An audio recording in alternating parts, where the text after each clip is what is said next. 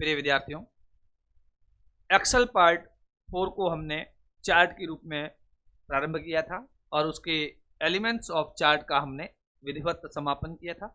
और तब हमने बताया था कि चार्ट के टाइप के लिए हम एक और नए वीडियो में आपके सामने रात्रि को लगभग 2 बजने को आए हैं, 1:50 हैं, और ये हम आपको एक्सेल का पार्ट 5 आज प्रोवाइड करवा रहे हैं। प्रिय विद्यार्थियों, आप लोगों को चार्ट के बारे में हमने बताया था कि चार्ट क्या है, डेटा का ग्राफिकल प्रस्तुतिकरण। तो ये जब हम चार्ट का प्रस्तुतिकरण करते हैं, क्या एक प्रकार से कर सकते हैं, 2 प्रकार से, या 3 प्रकार से, या इससे ज़्यादा।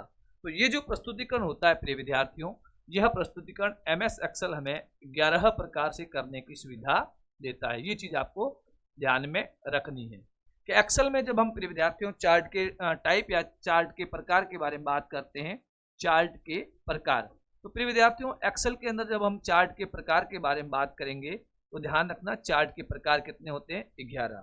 ठीक है, तो ये आपको याद रखना पड़ेगा कि चार्ट के प्रकार 11 होते हैं। इसके बाद बात की जाती है कि चार्ट के 11 प्रकार में मैं सबसे पहला जो प्रकार ले रहा हूँ, उसका कारण भी है कि मैं इसको सबसे पहले नंबर पे क्यों ले रहा हूँ।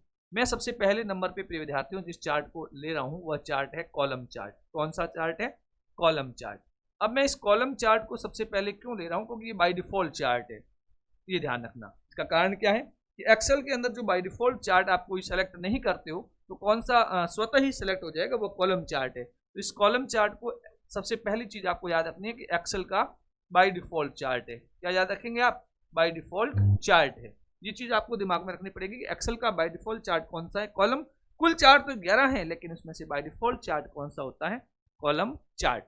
अब दूसरी बात करें कि ये किस लिए काम आता है, 2 डाटा की तुलना करने के लिए। ठीक है, जब हमें डेटा की तुलना करनी हो, जब डाटा की तुलना करनी है तब इसका प्रयोग करते हैं। तो पहली बात तो हो गई कि कॉलम चार्ट के अंदर की बाय डिफॉल्ट चार्ट है, कुल चार्ट 11, बाय डिफॉल्ट कौन सा, कॉलम चार्ट। डाटा की जब तुलना करनी है किस चार्ट का प्रयोग करेंगे, कॉलम चार्ट का। और इसकी शॉर्टकट की क्या होती है, अल्टर के साथ F1। ठीक है, इसकी शॉर्टकट की होती है अल्टर के साथ F1। ये ध्यान रखना, कॉलम चार्ट के बारे में आपको जानकारी रखनी है। इसके बाद प्रिय विद्यार्थियों दूसरे हम जिस चार्ट के बारे में चर्चा करेंगे वह चार्ट है लाइन चार्ट। अब ये लाइन चार्ट क्या होता है, इसको हम समझने का प्रयास करेंगे। कब इसका प्रयोग करते हैं? लाइन चार्ट का प्रयोग जब कोई टाइम के साथ कोई रुझान, जैसे होता है ना कि आज कोई चीज है, भाव है उसके कम हो गए, कल उसके भाव फिर बढ़ गए, या एक समय अंतराल के साथ भाव बढ़ गए, एक समय अंतराल के साथ भाव घट गए, रुझान जिसे हम लोग बोलते हैं। इस चार्ट का प्रयोग समय के साथ डाटा के रुझानों में हो रहे बदलाव को प्रस्तुत करने के लिए किया जाता है। जैसे क्रिकेट में 6 ओवर में ये रन है, 10 ओवर में ये रन है, यहाँ आउट हुए, तब वो जो चार्ट बनता है वो क्या कहलाता है, लाइन चार्ट। तो समय के साथ हो रहे बदलावों को प्रदर्शित करने के लिए जिस चार्ट का प्रयोग करेंगे उसे क्या कहेंगे, लाइन चार्ट। तो दूसरा जो चार्ट हम लेंगे वह कौन सा चार्ट है, लाइन चार्ट। तो लाइन चार्ट में आप इतना ध्यान रखना, लंबा नहीं लिखाऊंगा, शॉर्टकट चीजें लिखाऊंगा ताकि वह आपके एग्जाम पॉइंट ऑफ व्यू से काम आ जाए। लाइन चार्ट में क्या होगा, समय के साथ हो रहे बदलावों को प्रदर्शित करना, समय के साथ हो रहे बदलावों को प्रदर्शित करना, हो रहे बदलाव या रुझानों को, बदलाव या रुझान, बदलाव या रुझान जो प्रदर्शित करने के लिए चार्ट बनता है उसे क्या कहते हैं हम, लाइन चार्ट, प्रदर्शित करने का काम करता है। उम्मीद कर रहा हूँ प्रिय विद्यार्थियों आपको ये 2 चार्ट समझ में आ गए होंगे। इसके बाद हम जिस चार्ट के बारे में बात करेंगे वह तीसरा चार्ट रहेगा हमारा पाई चार्ट। इस चीज को आपको ध्यान में रखना है। अब पाई चार्ट क्या है, आपने मैथ्स के अंदर 360 डिग्री का मान सुना होगा, एक वृत्त का सुना होगा नाम। जब केवल और केवल श्रृंखला कैसी हो, एक ही हो, और एक भी श्रृंखला कैसी हो, पॉजिटिव हो, कोई उसमें नेगेटिव वैल्यू नहीं हो, तो उस समय जिस चार्ट का हम प्रयोग करेंगे उसे हम किस नाम से जानेंगे, उस चार्ट को प्रिय विद्यार्थियों हम जानेंगे पाई चार्ट के बारे में। तो उस पाई चार्ट को मैं अगले पेज में लूंगा ताकि जिस समय आपको PDF प्रोवाइडेड करी जाए, पैनल PDF, तो आपको दिक्कत नहीं आए। तो अब हम लेते हैं एक और नया पेज। तो प्रिय विद्यार्थियों अब मैं जिस चार्ट के बारे में बात करूंगा, पाई चार्ट के बारे में बात करूंगा। ठीक है, तो हमारा तीसरा चार्ट हो जाएगा पाई चार्ट।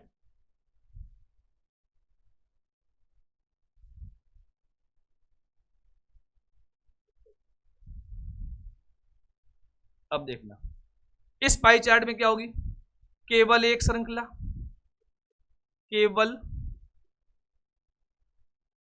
एक श्रृंखला। दूसरी बात इसमें होगी पॉजिटिव या सकारात्मक वैल्यू, पॉजिटिव वैल्यू, दो इसमें सबसे महत्वपूर्ण बात है। अब इसमें क्या होगा, पाई चार्ट क्या होगी, एक इमेज होगी, इसमें वृत्त को इच्छित भागों में बांट दिया जाता है। जैसे आपने 4 भाग ले लिए, 5 भाग लिए, जो भी भाग लिए, उसको ये क्या करेगा, 360 डिग्री के मान में विभाजित कर देगा, 360 डिग्री। और एक शब्द हम प्रयोग कर सकते हैं इसके लिए, क्या, वृत्त। इसका संबंध जिस चार्ट से है उसे हम क्या कहेंगे, पाई चार्ट। तो फिर विद्यार्थियों हमने कॉलम चार्ट के बारे में बात की, तब हमने कहा था कि एक्सेल के अंदर कुल मिला के 11 चार्ट होते हैं। उसमें से बाय डिफॉल्ट चार्ट कौन सा रहेगा, उसमें से बाय डिफॉल्ट चार्ट रहेगा हमारा कॉलम चार्ट, ठीक है। उसकी शॉर्टकट की के बारे में हमने चर्चा की, अल्टर प्लस F1। फिर हमने कहा कि तुलनात्मक मान के लिए काम आता है। उस कॉलम चार्ट के बाद हमने लाइन चार्ट के बारे में बात की। जब हमने लाइन चार्ट के बारे में बात की तो हमने कहा था कि समय के साथ जो बदलाव हो रहे हैं, जो रुझानों में परिवर्तन हो रहे हैं, उन परिवर्तनों को दिखाने के लिए जिस चार्ट का प्रयोग करते हैं वो लाइन चार्ट होता है। उसके बाद हमने पाई चार्ट के बारे में अभी बात की, केवल एक श्रृंखला जब हो, पॉजिटिव वैल्यू होनी चाहिए सारी की सारी, और 360 डिग्री के वृत्त के मान में उनको बांट के प्रतिशत के रूप में लेके आता है। इसके बाद हमने प्रिय विद्यार्थियों, अब हम जो बात करेंगे वह बात करेंगे चौथे चार्ट के बारे में, और वह चौथा चार्ट होगा बार चार्ट। चौथा चार्ट कौन सा हम ले रहे हैं प्रिय विद्यार्थियों, बार चार्ट। अब इस बार चार्ट को समझें। अब ये जो बार चार्ट है, ये ध्यान रखना कि ये बार चार्ट कॉलम चार्ट के ही समान है, कॉलम चार्ट के समान है, कॉलम चार्ट के समान। सवाल आ जाएगा वह कौन सा चार्ट है जो कॉलम चार्ट के समान है, आपका उत्तर क्या होगा, वह चार्ट जो कॉलम चार्ट के समान है। 4 ऑप्शंस दे देगा आपको, उनमें से हमें किस ऑप्शन को राइट करना है, बार चार्ट। तो बार चार्ट के को हम कॉलम चार्ट के इक्वलाइजेशन में मानते हैं, उसके समकक्ष मानते हैं, उसके समान मानते हैं। बार चार्ट के अंदर भी एक्स एक्सिस होगा, वाई एक्सिस होगा। एक्स एक्सिस में न्यूमेरिक मान होंगे जैसे 0, 1, 2, 3, 4। वाई एक्स में उस डाटा की वैल्यू होगी, श्रेणी होगी, क्योंकि वाई वर्टिकल में होता है, वर्टिकल के अंदर वैल्यू होती है। तो ये चीज आपको ध्यान में रखनी है। तो ये तो हो गए हमारे 4 चार्ट। इसके बाद हम प्रिय विद्यार्थियों अगले जिस चार्ट के बारे में बात कर रहे हैं वह चार्ट होगा एरिया चार्ट। चलिए, 5वां जो हमारा प्रिय विद्यार्थियों महत्वपूर्ण चार्ट आता है वह आ जाएगा कौन सा, एरिया चार्ट। अब इस चार्ट को समझने का आप प्रयास करें। तो हम बात कर रहे हैं एरिया चार्ट की। जिस प्रकार हमने कहा प्रिय विद्यार्थियों कि बार चार्ट कॉलम चार्ट के समान होता है, तो एरिया चार्ट किसके समान होगा, लाइन के समान। ये चीज आपको ध्यान में रखनी है। एरिया चार्ट है वो किसके समान है, लाइन चार्ट के समान। ये चीज आपको ध्यान में रखनी पड़ेगी कि एरिया चार्ट किस चार्ट के समान है, लाइन चार्ट के समान जो चार्ट होता है वह चार्ट कहलाता है एरिया चार्ट। एरिया चार्ट का प्रयोग कब करेंगे, डाटा श्रृंखला में। जो डाटा की सीरीज है उसमें समय के साथ हुए बदलाव, क्योंकि लाइन चार्ट के अंदर भी हमने क्या पढ़ा था, समय के साथ हुए बदलाव, और इसमें भी क्या पढ़ रहे हैं, समय के साथ हुए बदलाव। तो दोनों समकक्ष हुए या नहीं हुए, ये चीज आप तय कर लो। बिल्कुल हुए, इसलिए मैंने लिखा कि एरिया चार्ट लाइन चार्ट के समान है। एरिया चार्ट का प्रयोग डाटा श्रृंखला में समय के साथ हुए बदलावों को प्रदर्शित करने के लिए किया जाता है। एरिया चार्ट में लाइन के नीचे एरिया का विशेष रंग भरा जाता है, इस चीज को आपको ध्यान में रखना है। एरिया चार्ट में लाइन के नीचे एरिया के अंदर किसी विशेष रंग का प्रयोग किया जाता है। तो ये ध्यान रखना कि इसके अंदर विशेष रंग का प्रयोग किया जाता है, विशेष रंग का प्रयोग। बाकी समय के साथ रुझान लाइन चार्ट के समान है, इस लाइन से भी ये कंसेप्ट आपके क्लियर हो जाएगा। इसके बाद प्रिय विद्यार्थियों अगले जिस चार्ट के बारे में बात करूंगा, ये मैंने आपको कल सवाल पूछा था चौथे वीडियो में कि वह कौन सा चार्ट है जिसे XY चार्ट कहते हैं। तो उसका आंसर है स्कैटर चार्ट। लेते हैं फिर एक नया पेज।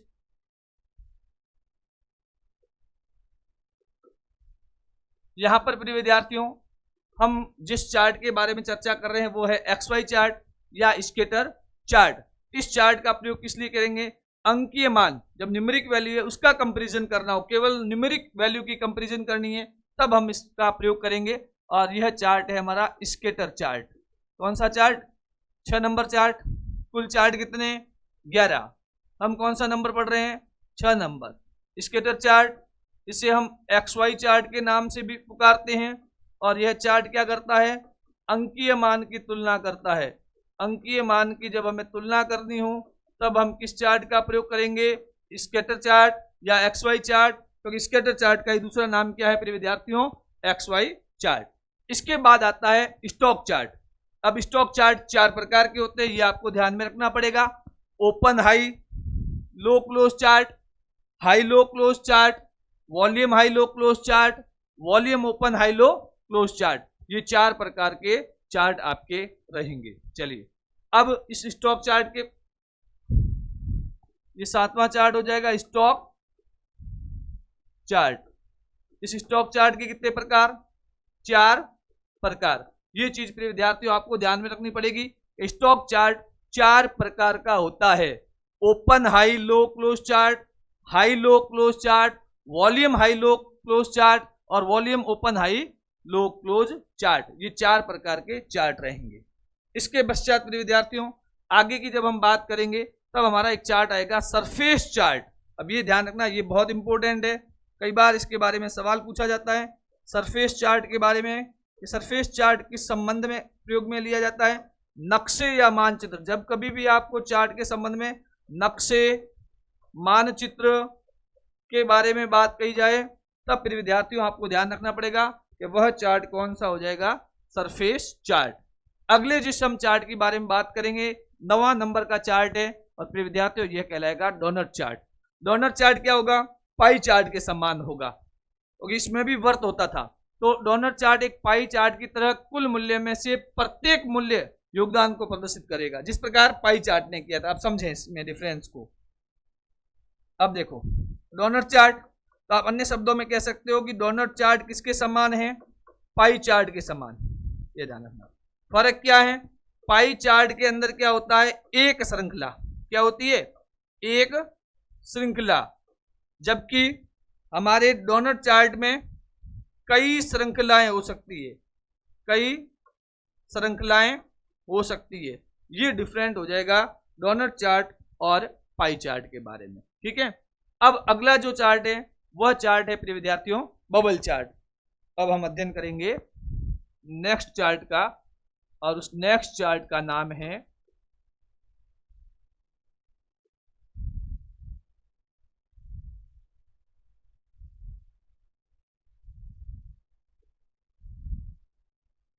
Bubble chart.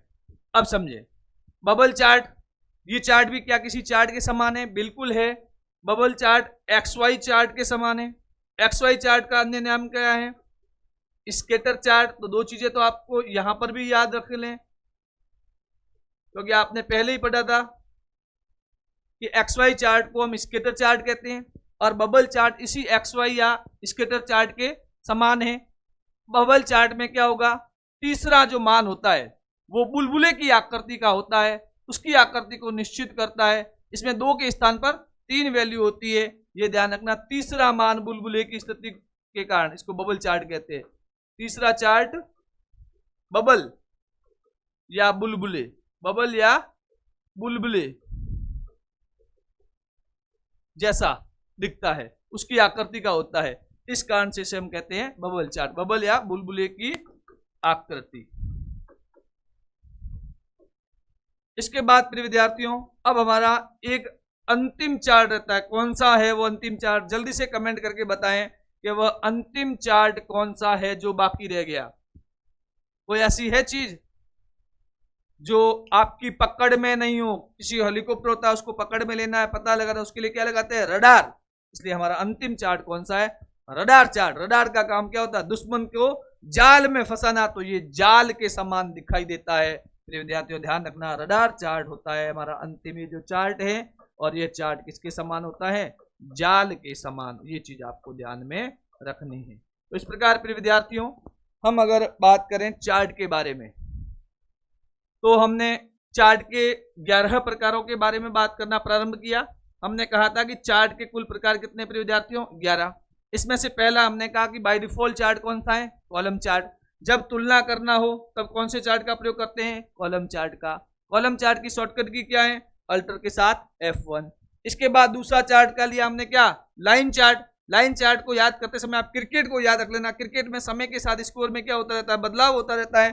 तो तो समय के साथ हो रहे बदलावों या रुझानों को जो प्रदर्शित करेगा वह चार्ट कौन सा होगा? Line chart.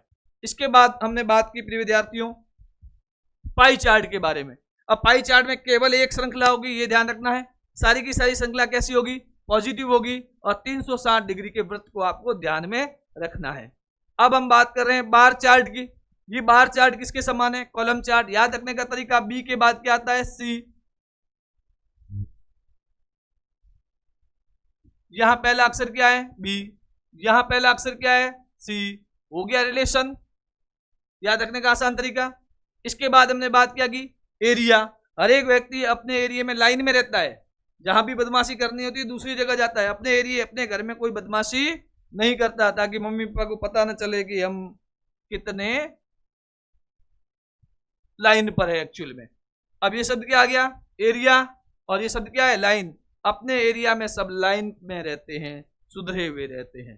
तो एरिया चार्ट लाइन चार्ट के समान है। और इसमें क्या होता है? विशेष रंग। एरिया से बाहर निकलते हुए व्यक्ति विशेष रंग अपना बताना प्रारंभ करता है। ये एक ट्रिक है याद करने की। चलिए इसके बाद प्रिय विद्यार्थियों हम बात करेंगे स्केटर चार्ट के बारे में। सबसे महत्वपूर्ण मैंने बात आपको बता दी है स्केटर चार्ट के बारे में कि इस चार्ट को हम क्या कहते हैं? XY चार्ट, अंकीय मान की तुलना। स्टॉक चार्ट के बारे में बात की, हमने कहा था कि 4 प्रकार के है। फिर हम बात करते हैं स्टॉक चार्ट को हमने कह दिया 4 प्रकार का। सरफेस चार्ट, जब नक्शे और मानचित्र को हमें बनाना है तो हम किस चार्ट का प्रयोग? सरफेस, धरातल। धरातल पे क्या बनते हैं? नक्शे और मानचित्र। डोनट चार्ट किसके समान है? पाई चार्ट के समान। डोनट चार्ट में जहां कई श्रृंखलाएं हो सकती है, वहीं पाई चार्ट में एक ही श्रृंखला होगी। ये 9वां चार्ट हुआ। इसके बाद हमने बात की बबल। बबल का अर्थ क्या होता है? बुलबुले। तो इसलिए यहाँ तीसरा जो बबल होता है वो बुलबुले की आकृति का होता है। और ये जो बबल चार्ट है ये XY या स्केटर चार्ट के समान है। अंतिम हमने कहा रडार। रडार क्या करता है? जाल। तो जाल के समान जो चार्ट है वो कौन सा चार्ट कहलाता है? Radar chart. तो इस प्रकार प्रिय विद्यार्थियों एक्सेल के इस 5वें पार्ट में हमने एक्सेल के 11 प्रकार के चार्ट के बारे में विधिवत अध्ययन किया। फिर मिलेंगे एक्सेल के पार्ट 6 में फॉर्मूले और फंक्शन के बारे में हम चर्चा करेंगे और संभवतः एक्सेल का वह अंतिम वीडियो होगा। प्रिय विद्यार्थियों यदि आपको हमारा वीडियो पसंद आता है तो उसे लाइक कीजिए, हमारे चैनल को सब्सक्राइब कीजिए, अधिक से अधिक शेयर कीजिए। यह भी ध्यान रखें कि हमेशा 7:30 बजे प्रिय विद्यार्थियों एक प्रश्नोत्तरी होती है और उस प्रश्नोत्तरी में हम विविध प्रकार के सवाल लेके आते हैं। हम तो पूछेंगे शून्य से शिखर तक, ये जो श्रृंखला है इसमें आप निरंतर बने रहिए। बहुत जल्द इन कक्षाओं की एक लाइव सीरीज में मैं प्रारंभ करूंगा। यही रीजन है कि हम रात को लगभग 11 बजे से लेकर सुबह 5-6 बजे तक और वापस सुबह भी 2-3 घंटे तक निरंतर आपके लिए क्लासेस बनाते हैं, रिकॉर्ड्स करते हैं। कई क्लास होती है जिसमें क्वालिटी आवाज को लेकर दिक्कत आती है तो उसको डिलीट भी करनी पड़ती है। आपके सामने हम जो कक्षा ला रहे हैं हमारी बेहतर टेक्नोलॉजी का प्रयोग करने के साथ ला रहे हैं। फिर भी आपको कोई दिक्कत है तो आप कमेंट कीजिए, हम आपकी उस समस्या का जरूर समाधान करेंगे। उम्मीद है कि आपको हमारी क्लास पसंद आ रही है। फिर मिलते हैं बहुत जल्द फिर एक नई क्लास के साथ। इस क्लास को हम यहीं पे समाप्त करते हैं। वंदे मातरम, जय भारत।